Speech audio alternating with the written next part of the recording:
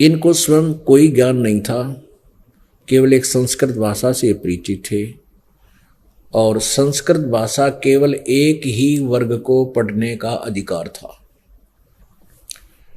ब्राह्मण वर्ग को, अन्य नहीं पढ़ सकते थे। विशेष कलयुग में तो बैन लगा रखा था पहले कि ब्राह्मण के अतिरिक्त कोई भी संस्कृत भाषा नहीं पढ़ सकता और वो केवल काशी विद्यापीठ में ही उसकी व्यवस्था होती थी। और इनको स्वयं ज्ञान नहीं था, इन्होंने इस संस्कृत भाषा का पढ़ना एक यही उद्देश्य बना रखा था कि जो संस्कृत का ज्ञाता हो जाता है उसको लोग ज़्यादा पसंद करते हैं, श्रद्धालु बहुत पसंद करते हैं, विद्वान मानते हैं। और उनका पढ़ाई का उद्देश्य केवल रोजी रोटी ही होता था। उनको ये भी डर रहता था कि किसी दूसरी कास्ट का यदि विद्यार्थी यहाँ आके शिक्षा ग्रहण कर लेगा, तुम्हारे वंशजों की रोजी रोटी में गड़बड़ हो जाएगी, वो नहीं चलेगी। इस स्वार्थवश उन्होंने बैन लगा दिया। एक कड़ोली गांव का जाट का लड़का, किसान का लड़का, निश्चल नाम था उनका, निश्चल। उस बच्चे के मन में उत्सुकता हुई कि भी वेदों और गीता जी के बारे में और पुराणों के बारे में यथार्थ जानकारी हमें हो। और ये जो ब्राह्मण लोग हैं ये केवल पैसा ऐंठना ही उद्देश्य रखते हैं और ये स्वार्थवश ही प्रचार कर रहे हैं, यानी प्रवचन करते हैं, पैसे लेते हैं। उसके मन में आया कि मैं संस्कृत भाषा पढ़ूं और निस्वार्थ सेवा करूं, सब जनता को बगैर पैसे के फ्री प्रचार करूं, यानी मैं बिल्कुल ना विवाह कराऊंगा और मैं जनता को इसका बगैर किसी कीमत के, बगैर किसी लालच के सदग्रंथों का ज्ञान बांटूंगा। इस उद्देश्य को लेकर उसने एक योजना बनाई कि काशी विद्यापीठ में केवल ब्राह्मणों को ही शिक्षा ग्रहण करने का अधिकार है। तो उसने अपने गांव के नंबरदार थे, पहला सरपंच नहीं हुआ करते, नंबरदार ही काफी वैल्यू रखते थे और उन्हीं की का जो लिखा हुआ प्रमाणित होता था। तो उसने अपने गांव के, पहले नंबरदार अनपढ़ होते थे, अशिक्षित, और अपने गांव के बच्चों को वो अपना आंख मीच के विश्वास कर लेते थे और दस्तक कर देते थे, अंगूठा लगा देते थे। तो निश्चल जी ने उस जाट के लड़के ने कड़ौली गांव के हरियाणा जिला खरखौदा के पास, हरियाणा प्रांत के वर्तमान जिला सोनीपत में कड़ौली गांव है। तो उस लड़के ने अपने गांव के सरपंच से लिख लिया स्वयं ही कि ये निश्चल सन्नो फलाना और इस गांव का वासी है, ये ब्राह्मण का लड़का है और ये ऐसे ऐसे पूरा उसने सर्टिफिकेट प्रमाण पत्र बनवा लिया और नंबरदार जी ने उस पर अपना स्टैंप लगा दी, अंगूठा ला दिया। उस लड़के को प्रवेश मिल गया। काशी विद्यापीठ में उस निश्चल नाम के जाट किसान के लड़के को प्रवेश मिल गया और वो लड़का अब फर्स्ट नंबर पावे प्रत्येक क्लास में। जब उसकी शिक्षा पूर्ण होगी तो उसने वहाँ के मुख्य प्राचार्य यानी हेड प्रिंसिपल से कहा कि गुरुदेव आपका बच्चा जा रहा है, मुझे आशीर्वाद दो कि मैं अपने कार्य में सफल हूँ, सदग्रंथों का सत प्रचार जन जन को करूं। अब उस मुख्य अध्यापक यानी हेडमास्टर कहो, प्रिंसिपल कहो, उसके एक लड़की, उस प्रिंसिपल की लड़की शादी योग्य हो गई थी।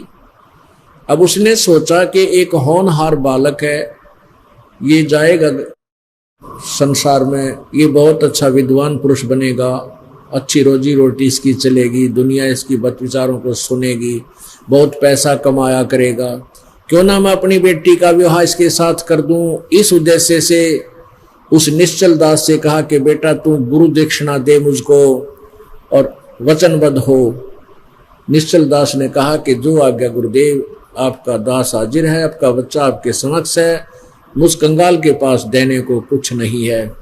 तब उसने कहा, प्राचार्य ने कहा कि बेटा तू मेरी बेटी से ब्याह कर ले, यही दक्षिणा दे दे। अब धर्म संकट में फंस गया वो निश्चल दास कि गांव में इस बात का रोष हो जाएगा और फिर इस ब्राह्मण को पता चलेगा, वे बाद में फिर कड़ा मचाएगा, शोर करेगा, पंगा पा देगा। तो धर्म संकट में फंस गया निश्चल दास। उसने कहा, गुरुदेव एक बात मैं आपको सच बताना चाहता हूं, जो रहस्य आज तक मैंने छुपा कर रखा। सारी बात से उसको बताया कि मैं ऐसे ऐसे शिक्षा ग्रहण करना चाहता था, संस्कृत भाषा पढ़ना चाहता था, वेदों और गीता और सदग्रंथों का मैं निःशुल्क प्रचार करना चाहता था। इस उद्देश्य से मैंने इस आपके विद्यालय में, आपकी पीठ में, विद्यापीठ में प्रवेश पाया है। मैं ब्राह्मण नहीं हूँ, मैं एक जाट का लड़का हूँ और मैंने ये झूठा सर्टिफिकेट बनवा के यह शिक्षा ग्रहण की है क्योंकि मुझे यहाँ प्रवेश नहीं मिल रहा था। अब आप जो सजा दो मुझे मंजूर है। तो ब्राह्मण बहुत नाराज हो गया, कहने लगा कि तू वचनबद्ध हो, 3 वचन कर कि तू संस्कृत भाषा ना बोलेगा, ना पढ़ेगा, ना पढ़ के ग्रंथों को सुनावेगा किसी को। संस्कृत भाषा ना लिखेगा, ना पढ़ेगा, ना बोलेगा। तो उसने कहा, ठीक है गुरुदेव, जैसे आपकी आज्ञा होगी। मैं संस्कृत भाषा में न तो कोई लेख लिखूंगा और न ही भाषा का प्रयोग करूंगा। उसके बाद उसने श्राप दे दिया उसको कि तुझे 3 ताप के अंतर्गत मेरे श्राप से दुख रहेगा। तो निश्चल दास जी अंतिम श्वास तक वो मरे गए।